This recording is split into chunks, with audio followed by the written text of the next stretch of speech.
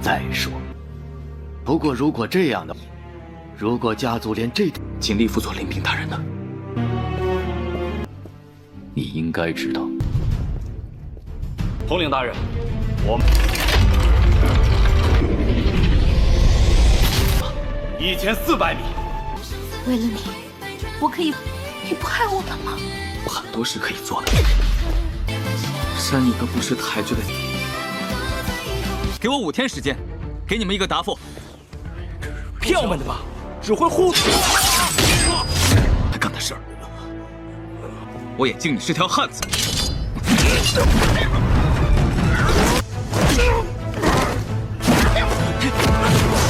要冷静，我们还有真事。你呢？休假。人现在在哪儿？冤大头来。是我，哥。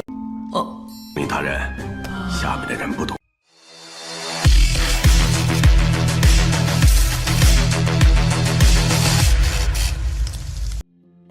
Halo semuanya, selamat datang di Ruang Sinema. Bagaimana kabar kalian semua? Semoga selalu sehat dan baik-baik saja.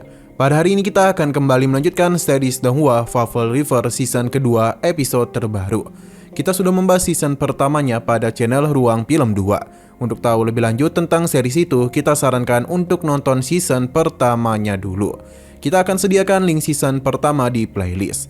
Tanpa berlama-lama lagi, kita langsung saja membahas season kedua dari series ini pada episode 25. Saat ini, Xiu telah menemui Direktur Jenderal. Ia meminta Xiu untuk tidak terlalu formal karena sekarang hanya mereka berdua saja. Direktur Jenderal tahu betul kalau wilayah Timur Jauh merupakan wilayah dingin dan keras. Bahkan, Xiu itu jauh lebih kurus dari dulu yang pernah dirinya lihat. Karena dalam waktu yang cukup lama, Xiu teruslah berusaha untuk mengambil kembali Timur Jauh. Direktur Jenderal merasa tidak heran mengapa pemimpin terdahulu menaruh harapan besar kepada Xiu.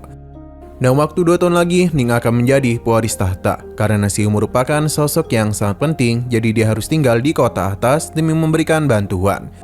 Jadi ia tidaklah perlu memikirkan masalah pada Timur Jauh, karena dia itu akan mengutus Lin Bing dalam mengambil alih pasukan Timur Jauh. Terlebih lagi ia sudah sangat lama menjaga Benteng Wulan, jadi dia pasti lebih memahami Timur Jauh. Tapi Xiu tidak ingin tinggal diam, karena masalah yang dihadapi Timur Jauh merupakan masalah yang rumit. Bahkan para klan sudah menyimpan dendam besar pada keluarga Jichuan. Jika mengutus komandan baru di situasi ini hanya akan menjadi masalah besar. Direktur Jenderal setuju dengan pendapatnya. Tapi tetap saja wilayah Timur Jauh merupakan milik keluarga. Jadi orang-orang barbar itu tidaklah memiliki hak untuk mengutus siapa yang ditunjuk sebagai komandan. Selain itu, 3 bawahan Xiu masih berada di sana. Selama mereka mendukung Lin Bing, maka tidak akan terjadi masalah. Xiu ingin menolak pendapatnya, tapi jika Xiu melakukan hal itu, maka keluarga mereka akan melepaskan Timur Jauh. Kini, pilihan berat sedang berada di tangannya, terutama keluarga mereka juga tengah dalam masalah besar. Jadi apakah Timur Jauh masih dapat dipertahankan jika mengingat apa yang sedang dialami oleh mereka? Xiu paham, jadi dia akan meminta Bai Chuan untuk mendukung Lin Bing. Xiu juga memilih untuk pergi saja daripada duduk bersama Direktur Jenderal. 阿宁就要继位了，不会有事的。再说，不过如果这样的话，如果家族连这点，尽力辅佐林平大人呢？ Dalam perjalanan itu, terlihat kalau Xiu terus berpikir keras, bahkan ia tidak ingin menyapa Ning. Ning langsung sadar kalau Xiu sedang marah. Selain itu, ternyata Ninglah yang menyarankan kepada pamannya. Hal itu semakin membuat Xiu terkejut. Ia akhirnya paham kalau Timur Jauh hanya dijadikan sebagai perisai saja untuk bisa menghadapi klan iblis. Tapi Ning memiliki pendapat yang berbeda, karena mereka membutuhkan Xiu dalam perang menghadapi keluarga Liu Fang. Karena ada begitu juga, status Xiu akan jauh melebihi apa yang dia capai di Timur Jauh. Xiu ingin memastikan apakah di hatinya dia itu mau mengorbankan wilayah Timur Jauh. Namun Ning bertanya balik kepadanya, apakah saat ini dia sedang menjadi panglima keluarga Jichuan atau panglima perang dari Timur Jauh? Xiu ingin tahu siapa yang bertanya, apakah sahabat kecilnya atau seorang calon pewaris keluarga. Karena sekarang status Ning tidak seperti dulu lagi. Bahkan Xiu merasakan dengan jelas perubahan sikap yang dimiliki oleh Ning. Seakan-akan dia sudah sulit untuk bisa mengenalnya. Alasan Ning melakukan semua ini karena demi kebaikan Xiu. Pasalnya, klan iblis pasti akan melakukan penyerangan lagi. Jadi dia takut Xiu akan menghadapi kematian di Timur Jauh. Meskipun gitu, Xiu tetap akan melindungi wilayah Timur Jauh. Ia bahkan berharap bisa mati di timur jauh. Ning merasa bukan dirinya yang telah berubah melainkan Siu-lah. Padahal pamannya merasa dia bisa mengangkat Siu menjadi raja timur jauh kapanpun dia mau. Sekarang ia mulai sadar kalau timur jauh merupakan wilayah yang sangat penting baginya. Ning tentu saja bingung dengan pilihannya. Semua ini jelas karena Siu berhutang banyak pada wilayah timur jauh. Terlebih lagi orang-orang di sana menghormati dirinya sebagai seorang raja, yang membuat dia memiliki sebuah tanggung jawab besar. Seharusnya Ning itu paham karena dia memiliki tanggung jawab yang sama. Tapi Ning itu ingin menyerahkan posisi penerus kepadanya. Sayang sekali Siu menolak yang membuat Ning penasaran. Apakah dia sudah tidak mencintainya lagi? Siu mencoba menolaknya dengan perkataan yang begitu halus, tapi Ning langsung saja menamparnya. Karena dia ini sudah sangat kecewa kepada pilihan Siu. Bahkan Ning sama sekali tidak sadar berbuat hal itu kepada pria yang ia cintai. Siu tidak lama mempermasalahkan hal itu dan memilih untuk pergi. 为了你，我可以，你不害我了吗？我很多事可以做的，删一个不识抬举的你。 Di kediamannya, Siu telah memanggil bawahannya untuk mengirim surat kepada Baichuan secara rahasia. Surat ini harus segera disampaikan karena itu adalah masalah yang mendesak. Bawahannya pun paham dan segera pergi. Sedangkan di sisi lain, tepatnya di kantor Direktur Jenderal, ia menjadi kesal karena telah terjadi sesuatu pada Benteng Wulan, karena pasukan iblis sudah melakukan penyerangan kepada tempat itu. Mereka bertanya kepada Siu apa yang telah terjadi, karena bagaimanapun dia adalah pemimpin wilayah timur jauh. Namun Siu menjelaskan kalau sekarang wilayah itu dipimpin oleh Lin Bing. Direktur Jenderal ingin bertanya kepada Lin Bing mengenai apa yang sedang terjadi di sana. Dilin tahu betul kalau semua ini seharusnya adalah rencana dari Siu. Jadi karena itulah dia pun membawanya untuk pergi menjauh dari tempat ini. Sampai-sampai Siu bingung kemanakah mereka akan pergi. Di saat mereka berhenti, Dilin dan Siu telah sampai di sebuah tempat. Ini merupakan tempat yang dijaga dengan sangat ketat dan merupakan pabrik militer 777. Di dalam gerbang besar itu ternyata memiliki tempat yang sangat luas. Baru kali inilah Siu datang ke pabrik militer. Ini adalah rahasia tingkat tinggi milik keluarga. Entah apa alasan Dilin membawanya kemari, karena di sepanjang perjalanan Siu hanya melihat semua orang yang sedang sibuk dalam tugas masing-masing. Bahkan Siu melihat kepala dari orang-orang yang hendak menghabisi mereka. Ternyata kakaknya itu adalah insinyur di tempat ini. Namun dia memilih mogok kerja karena tidak puas dengan tenggat waktu pekerjaan. Jadi Direktur Jenderal memilih untuk menghabisinya karena dia ingin sekali mengalahkan wilayah barat. Alasan Dilin membawa Siu kemari adalah untuk memberitahunya sebuah rahasia karena seharusnya ia sudah sadar akan masalahnya. Namun sebelum berbicara lebih lanjut, Tubin muncul yang adalah penanggung jawab dari tempat ini. Dilin memperkenalkan Siu kepadanya. Berhubung mereka sudah kemari, jadi Dilin ingin memperlihatkan hasil baru yang telah mereka ciptakan, di mana ada sebuah senjata yang cukup besar. Bagi Siu, target dari senjata ini terlalu dekat. Namun ternyata target sebenarnya ada di atas bukit. Tanpa berlama-lama lagi, sebuah serangan langsung saja dilakukan untuk menguji senjata baru itu. Melihat hal tersebut membuat Siu terkejut, karena senjata ini mampu menyentuh jarak 1000 meter, dan maksimalnya pada 1400 meter. 你应该知道。统领大人，我们1400米。 Dia menanyakan pandangan Siu apakah dengan senjata ini mereka bisa mengalahkan Liu Fengsuang. Siu masihlah belum dapat menjawab. Sedangkan Dilin yakin kalau dia sudah tahu alasannya membawa Siu kemari. Namun bagi Siu, dalam peperangan besar, jika senjata itu dikeluarkan, maka keluarga Liu Feng dapat menirunya dalam waktu singkat. Dilin membenarkan hal itu, namun dalam waktu 1 tahun, keluarga Liu Feng akan kehilangan banyak kekuatan. Jadi mereka tidaklah memiliki waktu untuk bisa meniru senjata ini. Dalam waktu itu jugalah keluarga Jichuan harus benar-benar mengalahkan keluarga Liu Feng.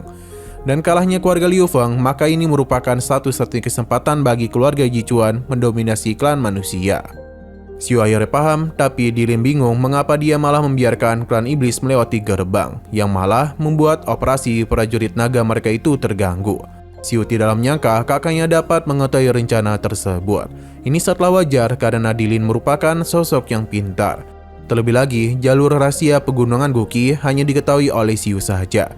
Kemungkinan hanya ada satu orang yang bisa membawa pasukan iblis melewati gerbang tersebut. Siu merasa kalau kakaknya telah mencurigainya. Tapi ini bukanlah kecurigaan, melainkan sebuah keyakinan dari Dilin. Meskipun Xiu mencoba beralasan, tapi Dilin sudah mengetahui segala rahasia yang dia sembunyikan, bahkan kondisi terkini dari Timur Jauh.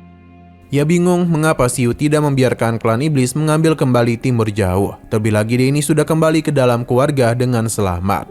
Dan begitu mereka bertiga bisa kembali bersatu dan melakukan penyerangan untuk bisa menangkap Liu Fengshuang. Dilin sangat yakin dengan mereka bertiga di garis depan, maka kekuasaan keluarga akan dapat dicapai. Namun Xiu tetap pada pendiriannya karena sekarang baginya Timur Jauh merupakan nyawanya. Terlebih lagi dia sudah cukup lama berada di sana dan menjalani pertarungan dengan para sahabat yang sudah banyak berkorban. Jadi Xiu hanya ingin melihat Timur Jauh aman dan tentram. Ia harap kakaknya dapat menerima jalannya karena pasti dia memiliki sebuah jalan tersendiri. Xiu juga mengakui kalau dialah dalang dari serangan tersebut. Jadi dia mempersilahkan Dilin untuk menghukumnya. Dilin penasaran apakah Xiu akan menghabisi dia untuk membungkam mulutnya. Karena hanya dialah yang mengetahui tentang rahasia itu. Melihat Dilin yang menghusungkan pedangnya membuat Xiu menjadi begitu waspada. Dilin mempersilahkannya untuk menghabisinya. Dan begitulah rahasia Xiu akan tetap terjaga. Di tengah kondisi yang tak baik-baik saja, Xiu memilih untuk tidak menyerang Dilin, yang membuat Dilin merasa kecewa kepadanya. Karena belas kasihan Xiu kepada Timur Jauh kapanpun akan membuatnya dalam bahaya besar. Dalam 4 hari ke depan, Dilin ingin melihat para iblis menarik mundur pasukannya, karena tidak akan ada sebuah rahasia yang bisa disimpan selamanya. Ia harap Xiu dapat menjaga diri dengan baik. Saat jugalah Xiu mulai mengingat perkataan pria sebelumnya. Di saat dia merasa sudah tidak punya pilihan lain, maka ia tidak hanya memiliki Jichuan saja. Namun Xiu bisa meminta bantuan kepadanya. Xiu sadar betul dalam pertarungan keluarga Liu Feng dan Jichuan, keduanya akan kewalahan. Jadi dia itu akan meminta bantuan kepada keluarga Lin dari barat daya. 我不会对你出手的。就只有我一个，秘密不可能永远被隐藏。你的妇人之仁忘了你的选择。龙骑兵计划一旦启动，下西南。 Xiu pun menemui Direktur Jenderal untuk dipindahkan ke pasukan Panji Hitam di barat daya. Karena begitu peperangan dimulai, tidak akan ada lagi yang bisa menjamin kalau barat daya menjadi aman. Selain itu, Liu Fengqisan juga telah memutar dari barat daya dan langsung menyerang kota atas. Jadi karena itulah dia tidak ingin kejadian yang sama terulang kembali. Tapi bagi Direktur Jenderal sangat disayangkan kemampuan Xiu digunakan di tempat itu. Namun Xiu tetap memohon agar menyetujui permintaannya, di mana akhirnya Direktur Jenderal pun mengabulkan keinginannya. Pada akhirnya Xiu pun pamit pergi dari tempat ini. Sesaat kemudian, Hixing datang untuk melaporkan kabar dari provinsi wilayah timur, kalau klan iblis yang awalnya muncul kini mendadak menghilang. Tentu saja ini membuat Direktur Jenderal terkejut. Sedangkan di sisi lain, Lan Qi, wakil pemimpin pasukan Panji Hitam, tengah mendengar keluh kesah dari Xiu karena pasukan utamanya hanya diisi oleh pasukan muda yang tak memiliki pengalaman. Bahkan divisi kavaleri juga tidak mencapai 500 kuda. Ini terjadi karena Fang Jin yang merupakan pemimpin Panji Hitam sebelumnya menjadi ujung tombak. Namun karena ia sudah tiada, maka mereka pun telah kehilangan arah. Terlebih lagi, berbagai pasukan dari divisi lain terus meminta anggota mereka. Mereka awalnya meminjamkan prajurit unggulan, tapi yang dikembalikan malah prajurit baru. Sedangkan kuda sendiri pada tahun lalu baru mendapatkan 5.000 ekor. Lan Qi memohon untuk diberikan, tapi pada ujung-ujungnya yang mendapatkannya adalah Sterling, karena akan digunakan sebagai pasukan cadangan ke-53. Xiu sangat kesal dengan apa yang terjadi, karena itulah dia akan memaksa Sterling untuk mengembalikan kuda mereka. Pada awalnya Xiu memiliki niatan untuk memanfaatkan pasukan Panji Hitam. Namun sekarang malah dirinya yang membantu mereka dalam menagih utang. 来的就变成新兵蛋子了，一批下来了，结果这马也开始干这种下，给他们53预备役师团准备的。黑旗军刮蹭油水出来给援。 Pada akhirnya dia pun telah tiba di kantor Sterling, di mana ia langsung menagih kuda yang telah mereka ambil. Bahkan Xiu meminta untuk mempertemukannya dengan pemimpin dari divisi ke-53, karena dia sangatlah keberatan kuda mereka dibawa berperang. Sterling tentu bingung karena divisi 53 merupakan pasukan yang Xiu dirikan sendiri. Mendengar hal itu langsung saja membuat Xiu sadar. Sterling menjelaskan di saat Xiu berada di Timur Jauh, kuda yang dirinya kirim berasal dari divisi 53. Meskipun ia sudah menerima kuda itu, tapi bagi Xiu itu merupakan masalah yang berbeda. Jadi Sterling itu masihlah berhutang 5.000 ekor kuda kepada mereka. Sterling tentu saja kesal karena bagaimanapun dia sudah membantu Xiu, namun sekarang dia malah menagih dirinya. Tapi Xiu tetap memaksanya. Sterling tidaklah mempermasalahkan hal itu, terlebih lagi dia sudah menduga kalau Xiu akan memasuki pasukan Panji Hitam. Jadi Denny sudah menyiapkan sesuatu untuk bisa menyelesaikan permasalahannya, di mana Xiu pun sangatlah senang karena dengan begini mereka dapat melakukan perjalanan ke wilayah barat. Sore ini Xiu akan melakukan perjalanan karena dia takut Direktur Jenderal akan mengubah keputusannya. Xiu pun berpisah dengan Sterling. Selama Xiu melakukan perjalanan, dia ini telah menerima pesan dari Bai Chuan, di mana semua orang sangatlah merindukan kepulangannya. Terlebih lagi, klan iblis sudah mulai melakukan penyerangan kepada wilayah timur jauh. Meskipun para prajurit sangat berani, tapi mereka menderita banyak kerugian, terutama banyak korban yang berjatuhan. Selain itu, persediaan mereka semakin menipis yang membuat Mingyu sampai beruban. Tapi Bai Chuan meminta untuk tidak terlalu khawatir, karena mereka akan tetap mengikuti perintahnya dan terus bertahan di wilayah timur jauh. Mereka tidak akan mengecewakannya dan berharap Xiu bisa menjalankan misinya dengan baik. Xiu berharap mereka dapat menunggunya. Dan ini adalah akhir dari season keduanya. Dan untuk season selanjutnya akan dimulai pada Januari tahun depan, yakni bab Komandan Barat Daya. 西南是否安好？大家，明玉愁的头发都白了。战士们很勇敢，祝大人您身体。 Sekarang Xiu telah menjadi panglima tertinggi dari pasukan Panji Hitam. Wude yang merupakan anggota pasukan Panji Hitam sangat senang karena dia datang menjabat di tempat ini. Berhubung ini adalah kali pertamanya Xiu kemari, jadi dia ingin Wade membimbingnya. Ouyang Jin membenarkan kalau Xiu harus segera memahami situasi di sini dengan cepat, karena dialah yang akan menjadi panglima tertinggi. Karena bagaimanapun daerah ini terpencil dan tidak setara dengan kota atas. Wade memberitahu Xiu kalau Gubernur Danya, Mawe, serta beberapa penjabat lain tengah menunggu di rumah makan depan. Mereka tengah menyambut kedatangannya, jadi dia ingin Xiu segera menemui mereka. Namun, Langqi menyarankan mereka untuk membawa Xiu beristirahat dulu karena dia telah melakukan perjalanan jauh. Selain itu, acara penyambutan bisa dilaksanakan di hari mana saja. Xiu dapat merasakan hal yang tak biasa pada situasi saat ini. Berpindah ke tempat kediaman Panglima Kota Danya, terdapat beberapa pasukan yang hendak menemuinya. Hingga Xiu pun datang sambil memperkenalkan dirinya sebagai Panglima baru Kota Danya. Alasan mereka datang adalah untuk mempertanyakan alasan logistik pusat diberikan ke pihak lokal. Karena di saat giliran mereka keluar daerah tidak ada jatah yang mereka dapatkan. Karena Xiu tidak tahu apa yang terjadi, jadi Langqi pun menjelaskan semuanya. Xiu akhirnya memahami apa yang telah terjadi. Dia meminta waktu 5 hari karena dia akan memberikan mereka jawaban. Hanya saja orang-orang itu masihlah belum percaya kepadanya, karena bisa saja Xiu itu menipu mereka. Terlebih lagi, sangatlah mudah menipu mereka yang merupakan prajurit kecil. Jadi orang-orang ini tidak akan pergi. Xiu pun melemparkan pedangnya dan ia meminta mereka untuk percaya saja kepadanya. Dan jika tidak segera pergi, maka dia akan menghabisi mereka.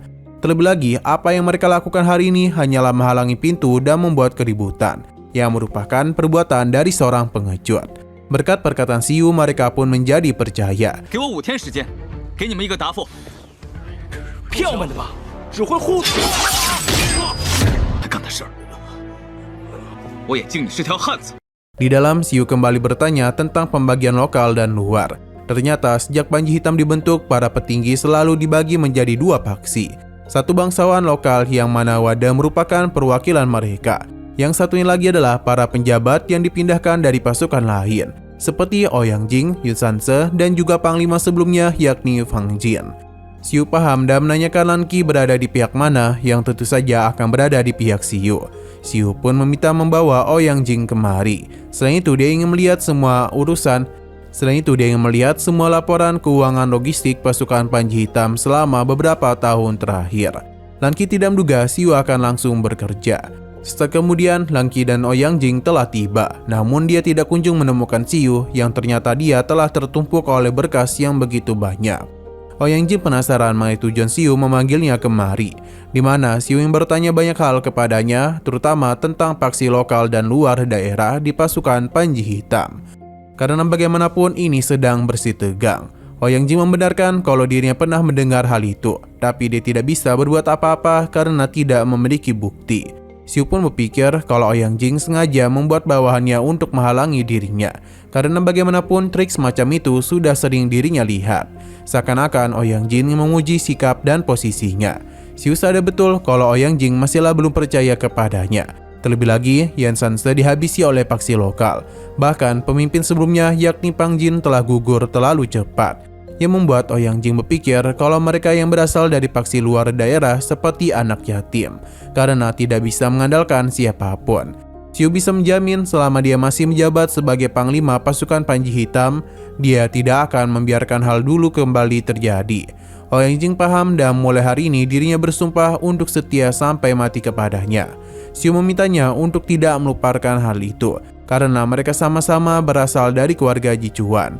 Ouyang Jing semakin yakin kepada Xiu dan jika membutuhkan apapun, dia siap untuk melakukan apa yang dia inginkan. Lang Qing benar-benar terpukau dan apa yang Xiu lakukan. Xiu membenarkan kalau dia membutuhkan bantuan kepadanya, yang mana itu tentang keluarga Lin dari Haiku. Ini seketika saja membuatnya terkejut. 山河被本地系搞死了，只要我当一天黑旗军孩子似的，谁也只应该效忠家族。即日起，欧阳靖是关于何秋林氏的。 Setelah menyelesaikan beberapa urusan, Xiu pun baru saja masuk ke dalam kamarnya. Tapi dia itu langsung dibuat terkejut dengan kemunculan wanita cantik bernama He Xianjing. Dia ternyata diutus oleh Wada untuk bisa melayani kebutuhannya.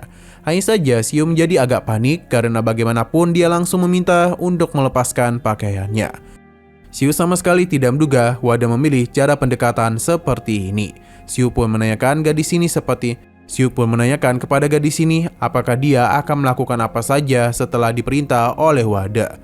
Xiu pun menenangkan gadis ini dan sepertinya Wada telah memberikan perintah kepada He Xianjing untuk melakukan apapun yang dia minta. Jadi Xiu akan memanfaatkan hal itu tanpa mempedulikan apapun. Pada pagi harinya, Xiu diberitahu kalau semua orang sudah menunggu kedatangannya untuk melakukan rapat, yang mana ini adalah Wada. Tapi sesaat kemudian, He Xianjing keluar di mana Xiu ternyata sudah tidak ada di kamar. Ternyata malam tadi, He Xianjing hanya diminta untuk bersih-bersih saja. Ia serta kesal karena sepanjang malam Xiu memintanya untuk bersih-bersih. 睡觉呀。瓦德真的跟你说？ Kita lalu dibawa berpindah ke keluarga Lin Haiku, di mana Xiu tengah melakukan penyelidikan. Ia tahu dengan mendapatkan pasukan logistik yang sedikit hanya akan membuat pasukan timur jauh bertahan sebentar saja. Jika yang bangkit, maka mereka harus mendapatkan sekutu finansial yang besar seperti keluarga Lin. Xiu teruslah melakukan perjalanan hingga siapa yang menduga kalau dia akan bertemu dengan Liu. Terlihat dia itu tengah diganggu oleh beberapa pria. Pemimpin mereka bernama Go Yimou. Liu memintanya untuk pergi, bahkan ketika hendak mengeluarkan pedangnya, Liu langsung saja melakukan penyerangan kepada mereka. Tidak ada kesempatan bagi mereka untuk bisa melawannya. Dalam pertarungan itu terlihat dengan jelas betapa mendominasinya Liu, tapi Xiu datang untuk bisa melindunginya. Kemunculan Xiu tentu saja membuat Liu menjadi sangat senang, namun dia masihlah mengenalinya sebagai Shan. Saat kemudian orang dari Balai Penegak Hukum pun datang, yang membuat kelompok Go Yimou menjadi sangat ketakutan karena jika terus berlangsung, maka merekalah yang akan tertangkap. Jadi mereka ini berjanji tidak akan pernah melupakan masalah itu. Liu penasaran mengenai tujuan Xiu kemari. Bagi Liu maupun dirinya sama sekali tidak pernah menduga akan kembali bertemu lagi. Tapi pembicaraan mereka seketika saja terhenti oleh kedatangan para pasukan Haiku. Liu meminta untuk kembali bertemu di alun-alun ketika lonceng berbunyi.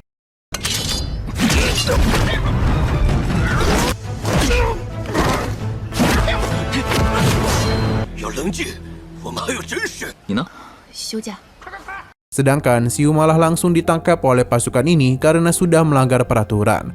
Di ruang interogasi keluarga Lin, sudah sejak tadi Xiu menjelaskan kalau beberapa orang negara Weile ingin menculik perempuan di jalan, sedangkan dirinya hanya datang untuk membantu saja. Namun gadis itu sudah pergi, begitu pula dengan orang negara Weile. Alhasil para penjaga ini tidak percaya kepadanya. Xiu tidak terlalu peduli, namun jangan salahkan dirinya jika mereka dalam masalah. Sebaiknya mereka itu segera melepaskan dirinya sebelum memohon ampunan kepadanya. Namun Xiu itu malah dimasukkan ke dalam penjara. Barang-barang yang dibawa olehnya juga tengah digeledah. Mereka menganggap Xiu adalah orang miskin karena tidak memiliki apapun. Bahkan ketika melihat token pemimpin pasukan Panji Hitam, awalnya mereka tidak terlalu peduli.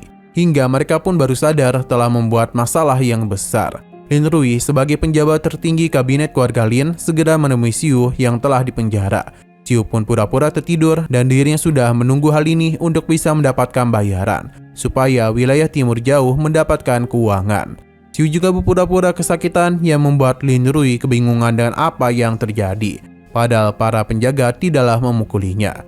Ia pun ingin memeriksa apakah dia merupakan panglima baru yang telah diutus oleh keluarga Jichuan. Xiu membenarkan hal itu dan mengetahui hal ini, Lin Rui pun memperkenalkan dirinya sebagai tetua agung keluarga Lin. Mengetahui hal itu, Lin Rui pun memperkenalkan dirinya sebagai tetua agung keluarga Lin sambil bertanya mengenai kondisinya. Akting Xiu sangatlah luar biasa, bahkan membuat Tuan Lin Rui percaya dan dia akan segera dibebaskan. Tapi Xiu tidak ingin karena masalah masihlah belum selesai. Lin Rui pun tahu apa yang dia maksud, jadi hanya mereka berdua saja yang akan ada di ruangan itu. Lin Rui sudah menyiapkan tempat yang nyaman agar bisa menjamu Xiu dengan baik. 人现在在哪儿？ 冤大头来。 是我，哥。明大人，下面的人不懂。 Tapi Xiu masihlah belum berhenti dan kembali melakukan aktingnya. Padahal tubuhnya sangatlah kecil, namun malah dipukuli oleh para penjaga. Xiu takut jika keluar dari tempat ini dirinya akan mati. Lin Rui paham dan dia akan segera mempertemukannya dengan dokter terbaik yang keluarga Lin miliki.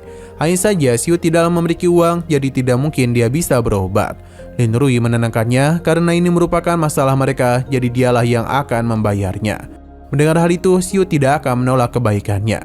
Xiu meminta 1 M untuk biaya pengobatan, yang tentu saja membuat Lin Rui terkejut. Padahal dia itu tidak pernah menyetujui hal itu.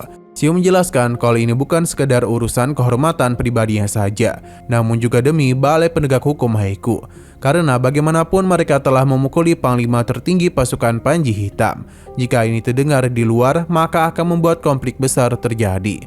Seharusnya angka 1 M sudah lebih daripada cukup untuk melambangkan perdamaian antara dua keluarga. Lin Rui hanya bisa terdiam saja mendengar perkataannya. Ia tidak menduga Xiu berpikir sampai sejauh itu. Dia berjanji akan memenuhi permintaannya. Ia juga bertanya mana tujuan Xiu kemari, di mana Xiu ingin membawa sebuah kesepakatan besar untuknya. Mereka berdua pun akan berbicara di kediaman keluarga Lin. 两个家族的和平和友谊。我出了，请。不只是为了游玩吧？ Dalam perjalanan itu, Lin Rui berjanji akan membuat perjanjian dagang dengan keluarga Lin dari timur jauh. Dalam perjalanan pulang itu, Lin Rui berjanji akan membuat kesepakatan dagang ke antara keluarga Lin dan timur jauh. Tapi semua ini bisa terjadi selama pasukan Xiu bisa mengatasi geng keluarga Ma. Xiu penasaran apakah mereka memiliki perselisihan dengan keluarga Ma, karena mereka sangat ingin menyingkirkannya. Ternyata ini bukan hanya demi keluarga Lin saja, namun bagi keluarga Jichuan. Ini juga adalah hal yang baik. Xiu yang baru datang kemari sepertinya masihlah belum mengetahui banyak hal. Dia yakin kedepannya Xiu akan tahu segalanya. Xiu paham dan pamit pergi dari hadapannya. Berpindah ke alun-alun pelindung negara di mana Liu sudah menunggu Xiu. Hingga ia pun datang menemuinya. Namun dia bingung mengapa Liu diam saja. Ia penasaran apakah Xiu tahu tentang patung ini, di mana itu adalah perwira tertinggi terakhir dari Kekaisaran Guangming bernama Lin Feng. Di saat Kekaisaran Guangming terpecah, hanya dialah yang melakukan perlindungan kepada keturunan terakhir yang tersisa bernama Ling Fengxi. Ia jugalah yang menjaga wilayah Haiku tanpa mempedulikan nyawanya. Jika tanpa dia, mungkin keluarga Lin tidak akan menjadi seperti sekarang. Dia juga adalah pahlawan sejati. Namun pada akhir hayatnya, dia malah mati karena diracuni oleh Ling Fengxi, pangeran yang dia lindungi sepenuh hati. Karena jasanya yang begitu besar membuat kisahnya tidak terlalu asing dalam sejarah. Liu yakin kalau Shen atau Xiu ini merupakan prajurit dari keluarga Jichuan. Liu merasa sama sepertinya dan dia berasal dari keluarga Liu Feng di wilayah barat laut. Xiu sempat kaget karena tidak menduga Liu akan mengatakan hal itu.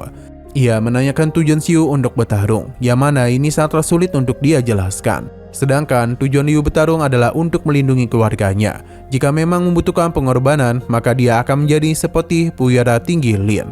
Ia rela mati untuk bisa mencapai semua itu.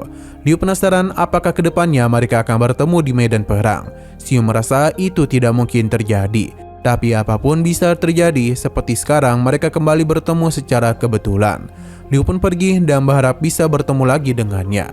Selama itu tidak di medan perang, Si mulai kepikiran mengenai alasannya untuk bertarung, hingga dia pun mengingat rekan-rekannya yang sudah gugur maupun yang masih hidup.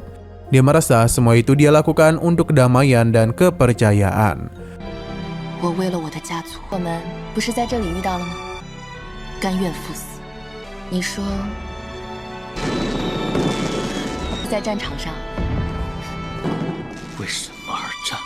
Nah, sayang sekali episode pada hari ini pun harus berakhir dulu.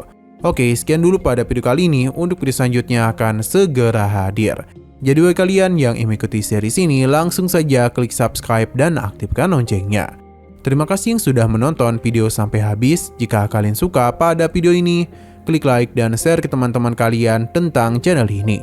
Dan ditunggu aja kelanjutannya. Oke, sampai jumpa di video selanjutnya.